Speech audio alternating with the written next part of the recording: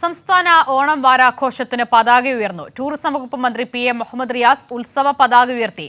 Media centre ഉദ്ഘാടനവും വൈദ്യുത ദീപാലങ്കാരത്തിന്റെ switch on കർമ്മവും മന്ത്രി B ശിവൻകുട്ടി നിർവഹിച്ചു. മാനസ മനോജ് ചേരുകയാണ്. മാനസ, സർക്കാരിന്റെ ഓണാഘോഷ പരിപാടികൾക്കും തുടക്കമാകുന്നു. ഔദ്യോഗിക ഉദ്ഘാടനം നാളെയാണെങ്കിലും ഈ വൈദ്യുത ദീപാലങ്കാരങ്ങളുടെ പ്രദർശനം ഉൾപ്പെടെ ഇന്ന് തുടങ്ങുകയാണല്ലേ?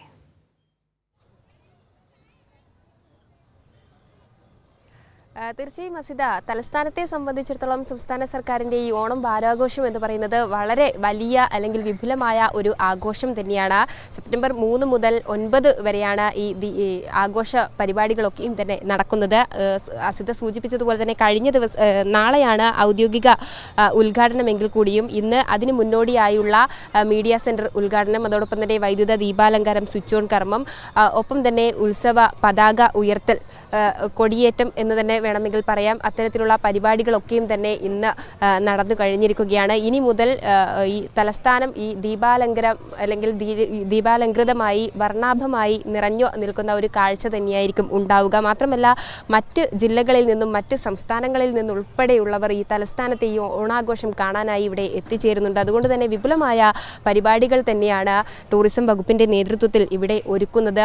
മന്ത്രി തന്നെ ഈ ഉദ്ഘാടന ചടങ്ങിൽ സൂചിപ്പിക്കുകയുണ്ടായി, ഈ രണ്ടാം പിണറായി സർക്കാർ വന്നതിന് ശേഷം 4 വർഷം, അതായത് കോവിഡും അതോടൊപ്പം തന്നെ കഴിഞ്ഞ വർഷം വയനാട് ദുരന്തവും ഒഴിച്ചു കഴിഞ്ഞാൽ എല്ലാം തന്നെ വളരെ വർണ്ണാഭമായി തന്നെയായിരുന്നു ഓണാഘോഷം സംസ്ഥാനത്ത് ഒരുക്കിയിട്ടുണ്ടായിരുന്നത്. അതുകൊണ്ട് തന്നെ ഇത്തവണ ഡബിൾ കളർഫുൾ ആക്കാനുള്ള ഒരു ഒരുക്കം തന്നെയാണ്, അല്ലെങ്കിൽ തീരുമാനം തന്നെയാണ് സർക്കാരിൻ്റെ ഭാഗത്ത് നിന്ന് ഉള്ളത് എന്ന് തന്നെയാണ് അറിയിച്ചിരിക്കുന്നത്. നാളെ വൈകുന്നേരം 6 മണിക്കാണ് ഈ കനകക്കുന്നിൽ തന്നെ മുഖ്യമന്ത്രി പിണറായി വിജയൻ ഓണാഘോഷത്തിന് ഔദ്യോഗികമായി തുടക്കം കുറിക്കുക.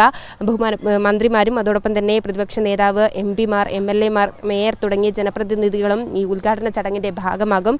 ഒപ്പം തന്നെ ചലച്ചിത്ര മേഖലയിലെ പ്രശസ്തരായ രവിമോഹൻ, ബേസിൽ ജോസഫ് എന്നിവരും ഉദ്ഘാടന ചടങ്ങിൽ മുഖ്യ അതിഥികളാകുന്നുണ്ട്.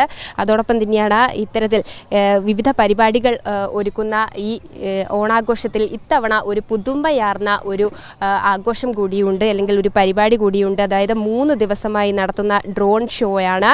ഈ ഡ്രോൺ ഷോ നഗരത്തിൽ ഒരുക്കും എന്ന് തന്നെയാണ്. അതായത് സെപ്റ്റംബർ 5, 6, 7 തീയതികളാണ് ഡ്രോൺ ഷോ ഒരുക്കുന്നത്. ചന്ദ്രശേഖരൻ നായർ സ്റ്റേഡിയത്തിലും അതോടൊപ്പം തന്നെ യൂണിവേഴ്സിറ്റി സ്റ്റേഡിയത്തിലുമാണ് ഈ ഡ്രോൺ ഷോ നടത്തുക. ഒപ്പം തന്നെയാണ് എനിക്ക് പിന്നിൽ തന്നെ കാണാം ഈ ലൈറ്റ് അല്ലെങ്കിൽ ദീപാലങ്കൃതമായ തലസ്ഥാനത്തെ കനകക്കുന്നിലാണ് ഞാനിപ്പോൾ ഉള്ളത്. ഇപ്പോൾ ഉദ്ഘാടനത്തിന് അല്ലെങ്കിൽ സ്വിച്ച് ഓൺ കർമ്മം നിർവഹിച്ചതോടുകൂടി തന്നെ തലസ്ഥാനം മുഴുവൻ തന്നെ ദീപാലങ്കൃതമായ ഒരു കാഴ്ച തന്നെയാണ്. വരും ദിവസങ്ങളിൽ ഇത് കാണാനായി നിരവധി ആളുകൾ തന്നെ ഇവിടെ എത്തിച്ചേരും. അതോടൊപ്പം തന്നെ മറ്റ് ജില്ലകളിലും മാനസ പറഞ്ഞതുപോലെ മലയാളികളുടെ ഓണാഘോഷത്തിന് മാറ്റുകൂട്ടുകയാണ് സർക്കാരിന്റെ ഓണം വാരാഘോഷ പരിപാടികൾ. അതിന്റെ തുടക്കം കൂടിയാണ് ഇപ്പോൾ ആയിരിക്കുന്നത്.